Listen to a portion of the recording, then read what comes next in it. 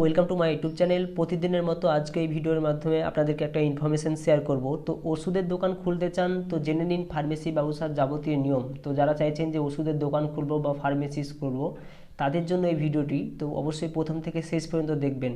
তো ফার্মেসি খুলতে হলে আপনাদেরকে প্রথমে যে ব্যবসা রেজিস্ট্রেশন করাতে হবে এবং ট্যাক্স রেজিস্ট্রেশন, ড্রাগ লাইসেন্স নিয়মাবলী কিছু মানতে হবে এবং ড্রাগ লাইসেন্সের ধরন, ম্যানুফ্যাকচারিং লাইসেন্স, উৎপাদন লাইসেন্স, সেলস লাইসেন্স, বিক্রয় মূল্য, লোন লাইসেন্স, প্রয়োজনীয় যে পরিকাঠামো, প্রয়োজনীয় নথি এবং রেজিস্ট্রেশন, ইউজার আইডি, পাসওয়ার্ড, পরিদর্শন, ফার্মেসি ব্যবসার মূলধন এবং ব্যবসার লাভ লস সম্পূর্ণ সম্বন্ধে কিন্তু আইডিয়া রাখতে হবে।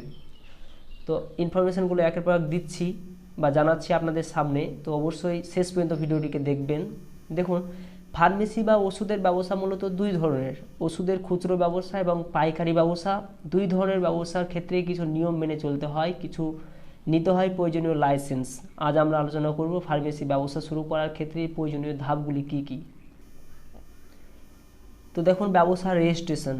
খুচরো ব্যবসার ক্ষেত্রে একক ওষুধের দোকান, স্ট্যান্ড অ্যালোন ফার্মেসি আমাদের দেশে সব থেকে বেশি জনপ্রিয়। এই ধরনের ব্যবসা সাধারণত হয় প্রোপ্রাইটারশিপ বা পার্টনারশিপ, তবে প্রাইভেট লিমিটেড কোম্পানি হিসাবে ওষুধের ব্যবসা রেজিস্ট্রেশন করা যেতে পারে। আর ট্যাক্স রেজিস্ট্রেশন সব থেকে মেন, ফার্মেসি খুলতে গেলে ট্যাক্স রেজিস্ট্রেশন সম্বন্ধে আপনাকে ধারণা রাখতেই হবে। যে ব্যবসা শুরু করার জন্য জরুরি হলো জিএসটি রেজিস্ট্রেশন। নিয়ম অনুযায়ী যে কোনো ব্যবসা যাদের বার্ষিক টার্নওভার 20 লক্ষ টাকা বা তার বেশি, তাদের জিএসটি রেজিস্ট্রেশন করাতে হবে। আপনার ব্যবসা সেই সীমা অতিক্রম করলে জিএসটি নম্বর সংগ্রহ করে জিএসটি রেজিস্ট্রেশন করাতে হবে।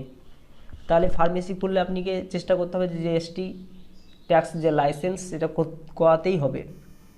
এবং ফার্মেসি লাইসেন্স বা drug licence next step. Pharmacy ব্যবসা বা ওষুধের ব্যবসা করার ক্ষেত্রে ফার্মেসি লাইসেন্স নেওয়া বাধ্যতামূলক। পশ্চিমবঙ্গে এই লাইসেন্স ইস্যু করে পরিবার কল্যাণ বিভাগের অধীনে থাকা ডিরেক্টরেট অফ ড্রাগ কন্ট্রোল। আর নিয়মাবলী, ফার্মেসি করার ক্ষেত্রে নিয়মাবলী দেখুন যে ড্রাগস অ্যান্ড কসমেটিক্স অ্যাক্ট 1940 অনুসারে সমস্ত রকমের ওষুধ বিক্রেতা বা ফার্মেসির ব্যবসার যুক্ত যে কোনো ব্যবসায়ীকে সংশ্লিষ্ট কর্তৃপক্ষের থেকে ড্রাগ লাইসেন্স নিতে হবে। অ্যালোপ্যাথিক, হোমিওপ্যাথিক, আয়ুর্বেদিক বা ইউনানি যে কোনো ওষুধের ক্ষেত্রে এই নিয়ম মেনে চলতে হবে। বা মানে এখানে বলা হচ্ছে যে লাইসেন্স আপনাকে নিতে হবে অ্যালোপ্যাথিক, হোমিওপ্যাথিক, আয়ুর্বেদিক ও ইউনানি। ইউনানিটা আমার এই মুহূর্তে জানা নেই। তো এইগুলোর ক্ষেত্রে আপনাকে লাইসেন্স করাতে হবে। ড্রাগ লাইসেন্সের ধরন, ড্রাগ লাইসেন্সের ধরনগুলো জেনে নিন। যে সরকারের তরফ থেকে 3 ধরনের ড্রাগ লাইসেন্স ইস্যু করা হয়। একটা উৎপাদন লাইসেন্স, বিক্রয় লাইসেন্স বা ধার নেওয়া লাইসেন্স বা লোন লাইসেন্স। তাহলে ম্যানুফ্যাকচারিং লাইসেন্স বা উৎপাদন লাইসেন্সটা দেখুন যে একটি নির্দিষ্ট জায়গায় অ্যালোপ্যাথিক বা হোমিওপ্যাথিক ওষুধ তৈরি করার জন্য লাইসেন্স দেওয়া হয়।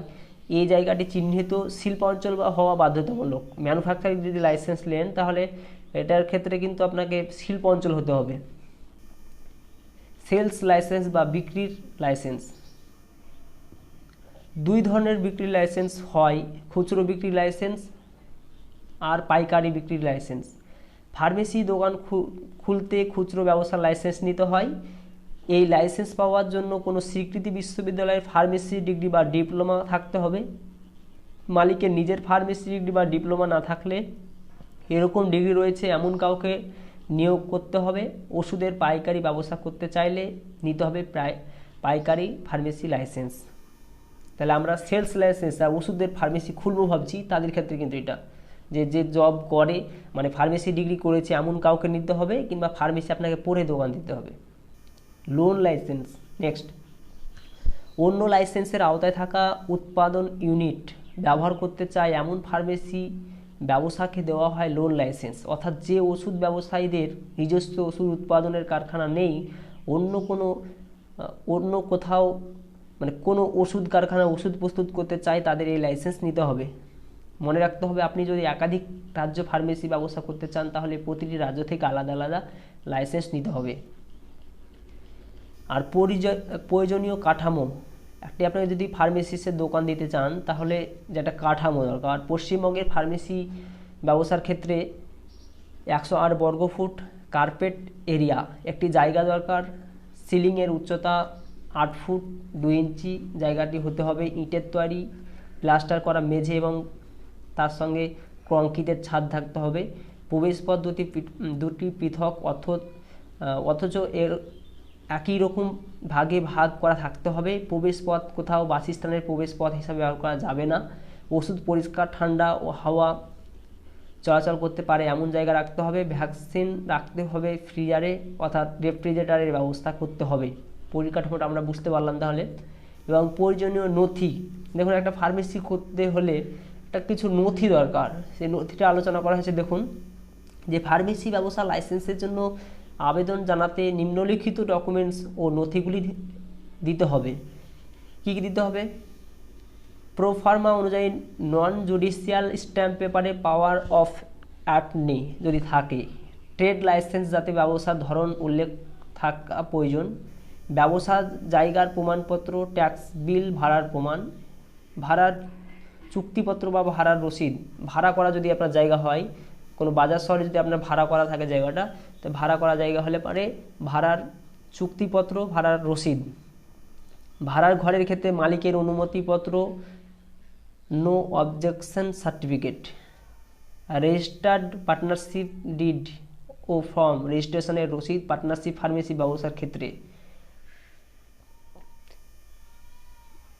মেমোরেন্ডাম ও article of association private limited pharmacy ব্যবসার ক্ষেত্রে।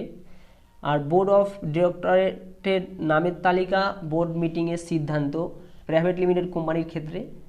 বাসস্থান বা তার আশেপাশের স্কেচ ম্যাপ সিএডি মডেল। ফার্মাসিস্টের নিয়োগপত্র বা তার স্বীকৃতিপ্রাপ্ত পত্র এবং তার নাম প্রোফার্মা অনুযায়ী। প্যান কার্ড ও বাতিল চেকের পাতা। ডিরেক্টরের সচিত্র পরিচয়পত্র ও ঠিকানার প্রমাণপত্র। পাইকারি ফার্মেসি ব্যবসার জন্য সিপিআই এর শিক্ষাগত যোগ্যতা ও তার বিস্তারিত তথ্য।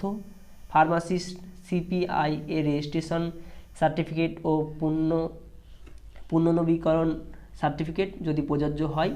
প্রথম শ্রেণীর জুডিশিয়াল ম্যাজিস্ট্রেট বা এক্সিকিউটিভ ম্যাজিস্ট্রেটের সামনে ফার্মাসিস্ট সিপিআই এর শপথ গ্রহণের অ্যাফিডেভিট। ফার্মাসিস্টের অভিজ্ঞতার সার্টিফিকেট। প্রথম শ্রেণী জুডিশিয়াল ম্যাজিস্ট্রেট বা এক্সিকিউটিভ ম্যাজিস্ট্রেটের সামনে আবেদনকারীর প্রোপারাইটার, পার্টনার, ডিরেক্টর শপথ গ্রহণের অ্যাফিডেভিট প্রোফার্মা অনুযায়ী। তাহলে এত কিছু দরকার একটা ফার্মেসি খুলতে গেলে, আপনারা দেখতে পেলেন। তো নতুন ফার্মেসি ব্যবসা, খুচরো পাইকারি ড্রাগ লাইসেন্সের জন্য আবেদনের পদ্ধতি। দেখুন পশ্চিমবঙ্গে ফার্মেসি ব্যবসা করতে হলে অনলাইনে লাইসেন্স আবেদন করতে হয়। আবেদন পদ্ধতি, রেজিস্ট্রেশন, যে আবেদনকারীকে প্রথমে স্বাস্থ্য বা পরিবার কল্যাণ বিভাগ এর ওয়েবসাইটে গিয়ে নাম নথিভুক্ত করতে হবে। ইউজার আইডি ও পাসওয়ার্ড। নাম রেজিস্ট্রেশনের পদ্ধতি সম্পন্ন করলে তিনি একটি ইউজার আইডি ও পাসওয়ার্ড পাবেন। লগ ইন, এরপর ইউজার আইডি ও পাসওয়ার্ড দিয়ে আবেদনকারী পোর্টাল লগ ইন করতে হবে। আবেদনপত্র লগ ইন করে আবেদনকারীকে আবেদনপত্রটি পূরণ করতে অ্যাপ্লাই ফর নিউ লাইসেন্স বোতামে ক্লিক করতে হবে। ব্যবসার ধরন, খুচরো ব্যবসা বা পাইকারি ব্যবসার মধ্যে সঠিক বিকল্পটি বেছে নিতে হবে। এবং আবেদনপত্র আপলোড, আবেদনপত্রটি পিডিএফ ফরম্যাটে আপলোড করতে হবে, সঙ্গে প্রয়োজনীয় যাবতীয় ডকুমেন্টসগুলি আপলোড করতে হবে। তাহলে বুঝতে পারলেন যে লগ ইন করতে হবে, ইউজার আইডি দিতে হবে, দিয়ে ব্যবসার ধরন উল্লেখ করবেন, আবেদনপত্র আপলোড করবেন, তারপর টাকা জমা দেওয়া।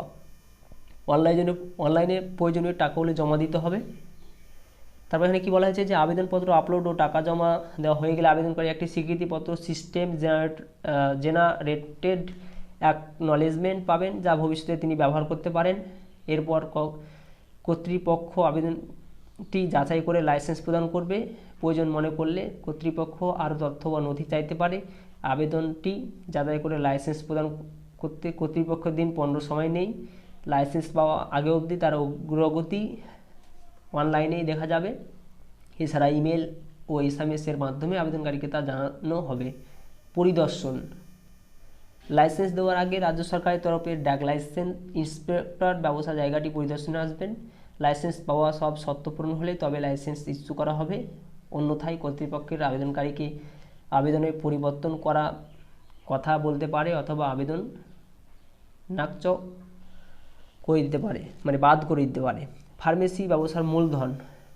ফার্মেসি ব্যবসার মূলধনের পরিমাণ নির্ভর করে কোন জায়গায় ব্যবসা করছেন তার উপর। খুচরো ব্যবসার ক্ষেত্রে মূল খরচগুলি হলো দোকানের ভাড়া ও দোকানঘর কোনো কেনা, ফার্মাসিস্টের মালিক নিজ যদি ফার্মাসিস্ট না হন বেতন, ইন্টেরিয়র ডেকোরেশন, রেফ্রিজারেটর, লাইসেন্স ফি, অন্য টুকিটাকি খরচ ও ওষুধ মজুত রাখা খরচ, সব মিলিয়ে 1.5 থেকে 2 লক্ষ টাকা নিয়ে ফার্মেসি ব্যবসা শুরু করা ভালো, তবে অবশ্যই তা নির্ভর করছে জায়গা বা দোকানের পরিসরের উপর।